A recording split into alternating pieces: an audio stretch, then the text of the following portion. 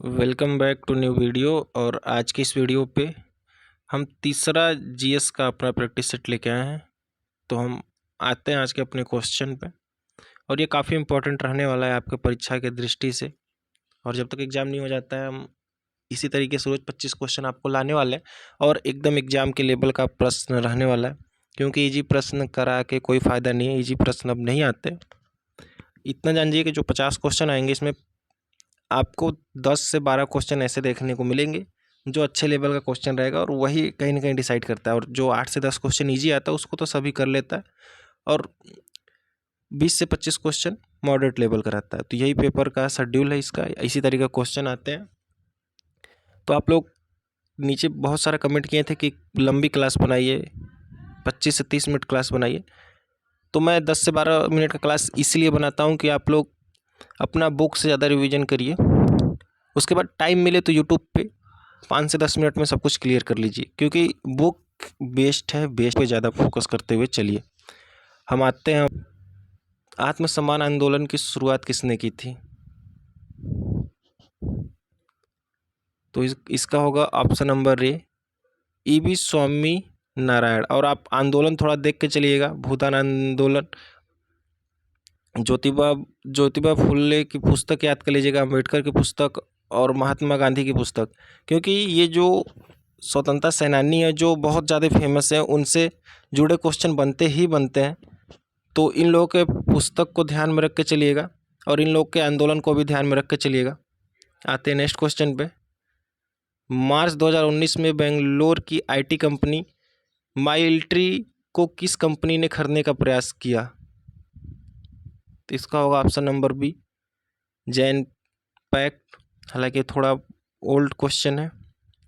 किस धर्म के भिक्षुओं के लिए चैत्य और विहारों का निर्माण कराया गया? इसका होगा ऑप्शन नंबर सी, बौद्ध धर्म। बौद्ध धर्म से एक क्वेश्चन हर साल देखने को मिलता है। तो पहली बौद्ध समिति कहाँ हुई, दूसरी, तीसरी, चौथी, ये देख लीजिएगा। बौद्ध का जन्म देख लीजिएगा, पहला उपदेश कहाँ दिया, अंतिम उपदेश कहाँ दिया, इनके प्रमुख शिष्य कौन थे, ये चीज़ें आप देख के जाइएगा एग्जाम से पहले। निम्नलिखित में से कौन सा विषय समवर्ती सूची में शामिल नहीं है? पॉलिटी मैं बार बार बता रहा हूँ कि इंपॉर्टेंट रोल अदा करेगी। उन 50 क्वेश्चन में भी 7 क्वेश्चन तक पॉलिटी पूछ लेता है, तो पॉलिटी को थोड़ा अच्छे से देखिएगा। तो हम बात कर लें इसका, तो इसमें है 1, इसका राइट आंसर होगा 1। समवर्ती सूची में कौन सा शामिल नहीं है? तो 1, व्यापार और शिक्षा तीनों शामिल है।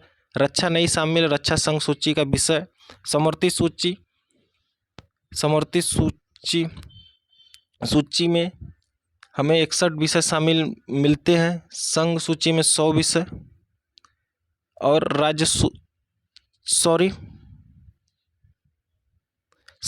समवर्ती सूची में हमें देखने को मिलते हैं 52 विषय, राज्य सूची में हमें देखने को मिलते हैं 61 विषय, और संघ सूची में देखने को मिलते हैं 100 विषय। समवर्ती सूची में पहले 47 विषय थे, बाद में 5 विषय ऐड कर दिए गए, तो अभी 52 विषय है।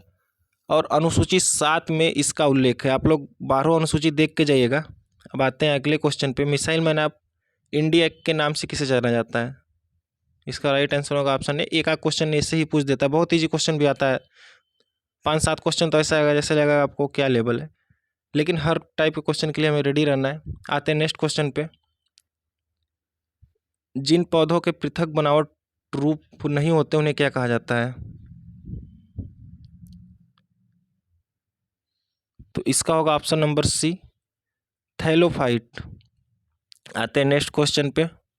छत्रक शिला किस प्रकार के प्राकृतिक भूगोल संबंधी क्षेत्र में पाई जाती है?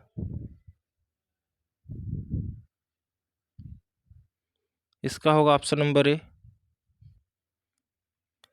भारतीय रिजर्व बैंक वाणिज्य बैंकों को किस दर पर ऋण देता है? तो भारतीय रिजर्व बैंक से भी एक क्वेश्चन हमें देखने को मिल जाता है कि इसका स्थापना कहाँ हुआ, पहले मुख्यालय कहाँ था, बाद में कहाँ हो गया, और इसका राष्ट्रीयकरण कब हुआ, इसके पहले गवर्नर और पहले भारतीय गवर्नर और वर्तमान में कौन गवर्नर, ये चीज़ें आप लोग देख के जाइएगा। बात कर लेते हैं कि भारतीय रिजर्व बैंक वाणिज्य बैंक को किस दर पे देता है? तो रेपो रेट पे देता है, और रिवर्स रेपो रेट पे उनसे लेता है पैसा। इससे भी क्वेश्चन बनता रहता है।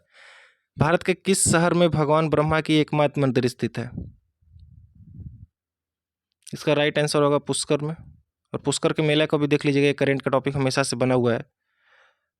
1757 में विख्यात प्लासी का युद्ध वर्तमान भारत के किस क्षेत्र में लड़ा गया? तो इसका राइट आंसर होगा पश्चिम बंगाल। 23 जून 1757 में ये लड़ाई होती है। प्लासी के युद्ध पे थोड़ा ध्यान रख के चलेगा, पता नहीं क्या अलग ही प्रेम है प्लासी से यूपी बीएड को। और भागीरथी नदी के किनारे ये युद्ध हुआ था। किस कोशिकांग के स्वयं के डीएनए व राइबोसोम होते हैं? तो इसका राइट आंसर होगा ऑप्शन नंबर डी, सूत्रकणिका, माइक्रोकॉन्ड्रिया। आते हैं नेक्स्ट क्वेश्चन पे। निम्नलिखित में से कौन सी पहाड़ियां भारतीय प्रायद्वीप पठार में नहीं पाई जाती हैं? कौन सी पहाड़ियां भारतीय प्रायद्वीपीय पठार में नहीं पाई जाती हैं? तो इसका होगा ऑप्शन नंबर बी, लुसाई पहाड़ियां। आते हैं नेक्स्ट क्वेश्चन पे। किस वायसराय के शासनकाल में दांडी यात्रा हुई? तो वायसराय आप लोग देख के जाइएगा, जो पूरे वायसराय हुए हैं, चाहे लॉर्ड इरविन हो, मैटकॉक हो, बैटिंग हो, चेस्टफोर्ड, जितने भी वायसराय हैं सबको देख के जाइएगा। आज़ादी तक के जितने वायसराय हैं देख के जाइएगा, वायसराय से क्वेश्चन बनने का चांस रहता है। तो इसका होगा इरविन। और दांडी यात्रा की शुरुआत हुई थी 12 मार्च 1930 से, और ये समाप्त होता है 6 अप्रैल को। तो आप लोग नीचे कमेंट में बताइएगा वीडियो के बाद कि ये कितने दिनों तक चली थी। लॉर्ड चेम्सफोर्ड के टाइम पे जलियांवाला बाग हत्याकांड हुआ था। आते हैं नेक्स्ट क्वेश्चन पे। पेमेंट भुगतान बैंक के बारे में निम्नलिखित में से कौन सा विकल्प सही नहीं है? तो वो हमें लोन देने का काम तो करता ही है, वे किसी तरीके का क्रेडिट कार्ड जारी नहीं कर सकते। इसका होगा option number C, CRSLR maintain करना उनका काम है। तो इनका ऑप्शन नंबर सी होगा राइट आंसर। आते हैं नेक्स्ट क्वेश्चन पे। प्रकाश संश्लेषण प्रक्रिया की उपस्थिति होती है?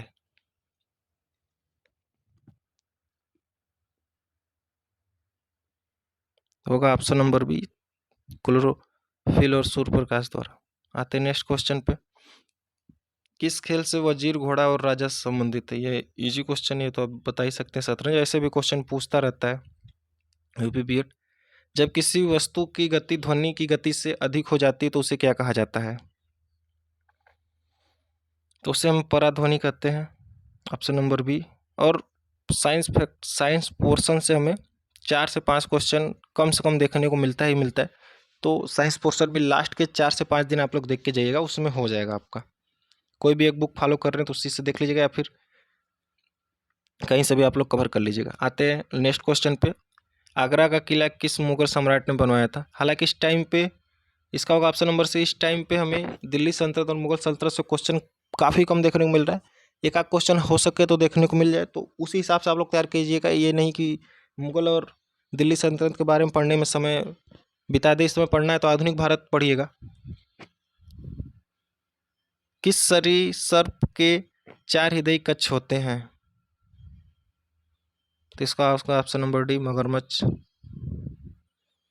निम्नलिखित में से कौन सा शहर गंगा नदी के किनारे स्थित नहीं है?